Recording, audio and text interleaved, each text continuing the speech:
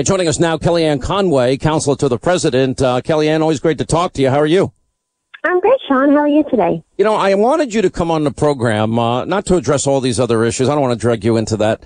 I want to ask you specifically. I'm watching a president that is working his way through Asia, gave an incredible speech 30 miles from the demilitarized zone in South Korea, had a position of peace through strength, stern warnings to Kim Jong-un, North Korea, seems to have hit it off fabulously with the president of China. And it seems like, you know, for a president that has accomplished everything he could do on his own as he waits for Congress, now he's I wonder now if maybe his greatest legacy won't be his ability to get this thing straightened out in North Korea, which is extraordinarily dangerous and complicated. And Sean, I believe on this particular trip, the president has continued the efforts and the entreaties he's made through the first 10 months of his administration. He was talking to Abe and Xi and others, starting last fall after he won during transition. And so he's building on that. I think what this trip also did was it told the international community that North Korea is not a problem and menace unique to the United States. It is a problem for the world. And he is calling upon them, particularly China and Korea, certainly, and Japan, to join him and Russia if they like to come on board. I mean, this North Korea, a nuclearized North Korea, is everybody's business. And it's taken the leadership of Donald Trump as president to bring others to the table and to get them serious about this. North Korea didn't become a problem overnight. But what happened practically overnight is a new leader, a new commander-in-chief, somebody who puts America's interests first and is engaging the rest of the international community to come on board and to help on these big, big issues. You know, at the end of the day, I remember when the president met the first time with the leader of China. I mean, it was pretty stunning that, you know, every meeting was supposed to be scheduled for, 30 minutes, and they all went an hour and a half, 2 hours and longer. Well, that's the real joke of the way this president is covered sometimes by, you know, you mean by like fake news, those people? Well, there's always just looking for the negative. And when you think about him wanting to sit down and engage a world leader for far more than whatever, time that has been allotted on some schedule, that doesn't even matter. What matters is what they're discussing, how deeply they're engaging. And I've always told the president every time he returns from one of these trips, it was a success. And he once said to me, "How do you know that?" I said, because practically the time, as soon as you touch down at Andrews Air Force Base and you return, the media stop covering the trip. That's how you know it's a success. But we should really unpack for weeks now everything that has happened on these 4 or 5 foreign trips he's taken this year. They've been historic. Let's go back to May when he started out in Saudi Arabia and Israel and the Vatican, and then he went to the G7. He went to I mean, it's just unbelievable, all the things he's done. And I think for those who are preparing their 1-year anniversaries of his presidency, they want to talk about Russia. They ought to be talking about all the countries' leaders he's engaged, all the bilateral meetings he's hosted here at the White House, and all the trips he's taken and everything that's come of that. The other thing you can't deny, and this is where I love the fact that the democratization of information, whether it's the president's tweets or whether it's the internet, people can, with a point and a click, Sean, they can see exactly the way this president is performing and behaving overseas and dialoguing overseas and exactly how he's being received. Every nation has put out the red carpet treatment for him with a great deal of respect and a great deal of engagement and enthusiasm. You see the people lining the streets. You see the heads of state. You see unprecedented shows of support and enthusiasm and curiosity for this president. And he's not always treated that way here at home by those who are in charge of covering him. So there's a contrast as well. Well, Kellyanne, I really appreciate you being with us. And I think you're right on a lot of fronts. I thought you said that was it. Okay. Let's talk about the Senate and how the Senate now is talking about implementing the Senate tax cut, or the corporate tax cuts in 2019, not 18. To me, that is a prescription that Republicans will get slaughtered in the midterms a year from now. Well, we respect the process, and we're very glad that the House and Senate have already begun the process, because this president has been saying for 1 year since he was elected, Sean, that cutting taxes for the middle class and reducing the corporate income tax from the highest in the developed world at 35% to somewhere below the 23% average at about 20%. You remember this president wanted an immediate and permanent corporate tax cut all the way down to 15% because he understands firsthand as a very successful businessman that if you reduce the corporate tax rate on our job creators, you are spurring economic growth, you're unleashing prosperity, they protect the jobs they've already created, and they create more jobs. They give a wage raise to their workers. They improve the benefits packages, and it just makes them more competitive. So we very much urge those legislators to take a serious look at having an immediate and a permanent corporate tax cut, because we know that they're way overdue.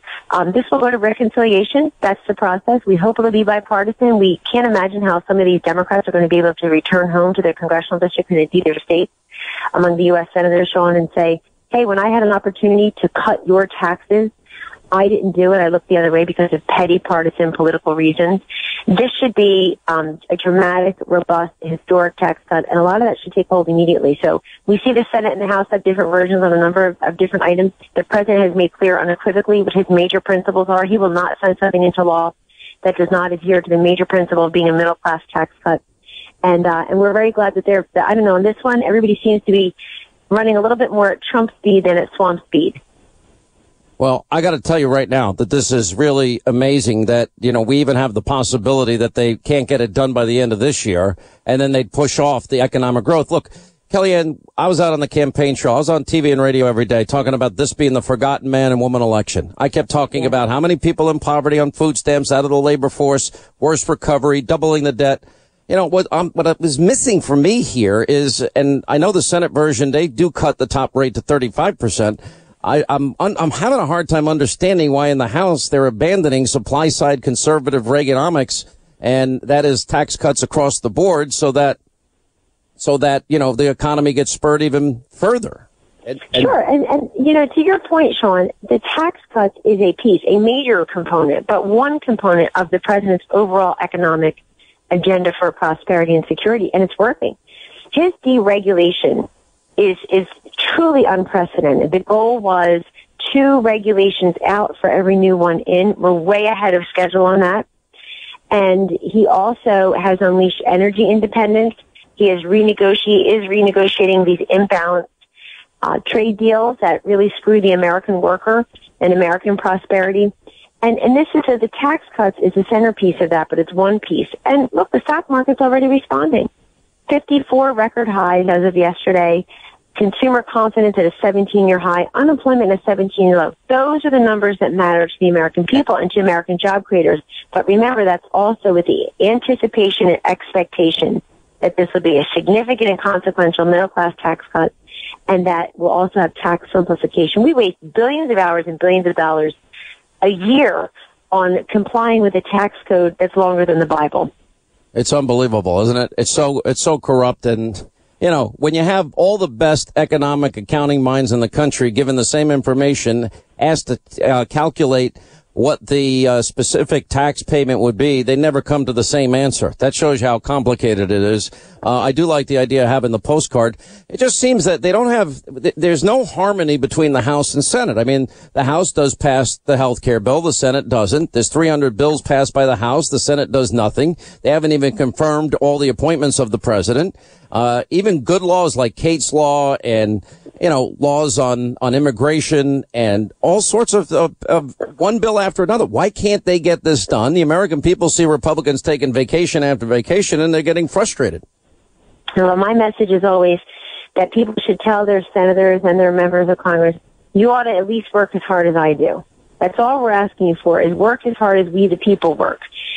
Stay on the job as long, get it done, and show production. I think that's really the difference between Donald Trump as president and most people who are in elective office, Sean, particularly those who've been in elective office a very long time, is that when you are a builder, at the end of your process, there is a product. It's the building.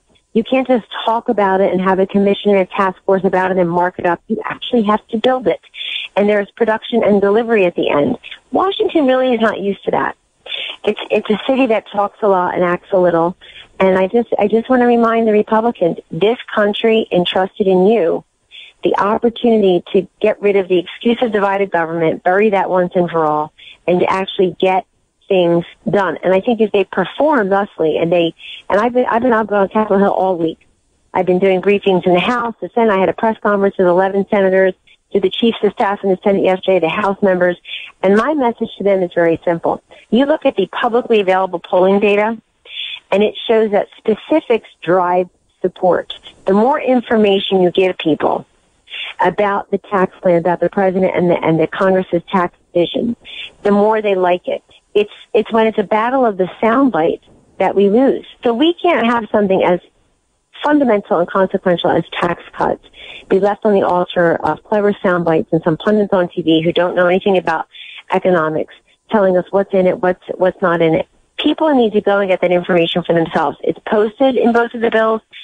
There's polling data from CBS News, from Politico, from America's First Priorities, from Reuters and Ipsos. We covered it all. I just wanted to point out something that your listeners will really enjoy. In the CBS News poll, the latest one, they referred to him as Donald Trump. They never used the word president, Sean. Is that amazing?